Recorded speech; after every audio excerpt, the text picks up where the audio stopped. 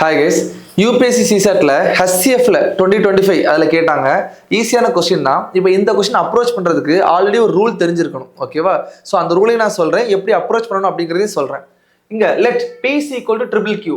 அப்போ பி அப்படின்னு சொல்லிட்டு ஒரு நம்பர் நம்ம எடுக்க போகிறோம். அது வந்து ட்ரிபிள் கியூ, ஏதோ ஒரு டிஜிட் 3 டைம் வந்திருக்கு அப்படின்னு சொல்லிட்டு நம்ம வச்சுக்கலாம்.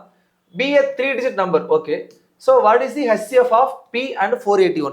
அதாவது ஒரு நம்பரே கொடுக்கல, அது எப்படி இருக்குன்னு சொல்லிட்டா அந்த நம்பருக்கும், அதாவது ட்ரிபிள் கியூ அப்படின்னு ஒரு நம்பருக்கும், அதான் பி 481, இந்த ரெண்டுக்கும் ஹெச்சிஎஃப் என்ன அப்படின்னு சொல்லிட்டு கேட்டிருக்கான்.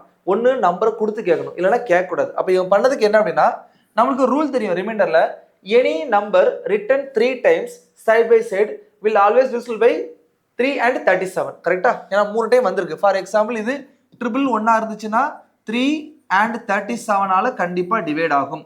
இந்த ரூல் தெரிஞ்சிருந்துச்சு அப்படின்னா 3 37 சாய்ஸ்ல ஏதோ 37 இருந்த மாதிரி இருக்குல்ல, அப்போ உங்களுக்கு ஸ்ட்ரைக்கா இருக்கான வாய்ப்பு இருக்கு, ஓகேவா?